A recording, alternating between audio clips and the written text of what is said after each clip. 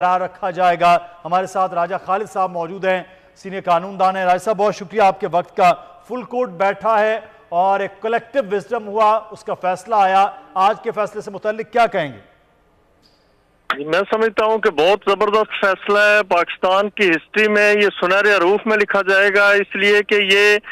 First chief justice of Pakistan ہیں کہ جنہوں نے اپنے اختیارات کو وسیع کرنے کی بجائے یا کہیں مطلق العنان بننے کی بجائے انہوں نے اختیارات کو تقسیم کیا اور ایک بہتر فارم میں جو ایک پریکٹس اینڈ پروسیجر ایکٹ تھا، اپیل کا رائٹ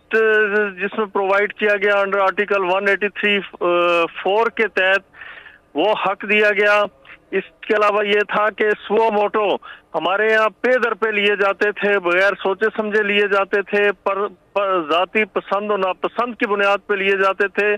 ذاتی گریونسز اور گرجز مٹانے کے لیے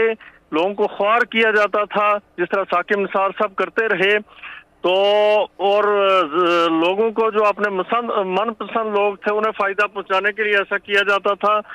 اسے ختم کر کے تو ایک بہتر قانون لائے تھے۔ اور قاضی فائز عیسیٰ صاحب کا بہت پہلے سے مطالبہ تھا، پاکستان کی بار کونسلز کا، بار ایسوسیشنز کا، اور اس کے ساتھ جو پاکستان کی حکومت تھی، اٹارنی جنرل، ان کا یہ استدعا تھی، ان کا مطالبہ تھا، ایک عرصے سے یہ ڈیمانڈ تھی کہ ایسا ایکٹ آنا چاہیے، اپیل کا حق نہ دینا یہ ایڈمنسٹریشن آف جسٹس اور نیچرل جسٹس کی خلاف ورزی ہے۔ تو وہ ایک بہتر قانون تھا، اللہ کا شکر ہے کہ اسے 10-5 کی اکثریت جو سامنے نظر آ رہا تھا، کیونکہ وہ جو من پسند بینچ تھا اس کے ججز تو بار بار اسی کے حق میں دلائل دے رہے تھے اور دلوا رہے تھے اور کونسلز کو اس کی طرف لیڈ کر رہے تھے،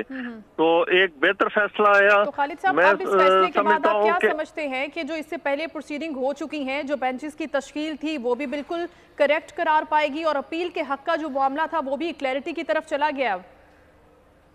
اب دیکھیں، یہ فیصلے کی ڈیٹیلز تو میں چونکہ باہر ہوں، مجھے فیصلے کی ڈیٹیلز کا نہیں اندازہ ہو رہا، میں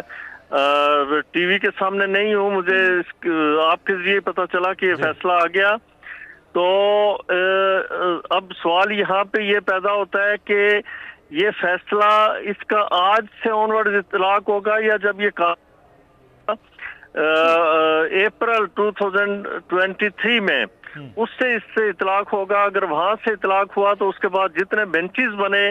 وہ انلیگل، انکانسٹیٹیوشنل تو میں نہیں کہہ سکتا، انلیگل قرار پائیں گے اور ان کے فیصلے بھی وہ میرے خیال میں ریورس ہوں گے۔ صحیح، یہ بڑے اہم پوائنٹ ہے جو اس سارے معاملے پر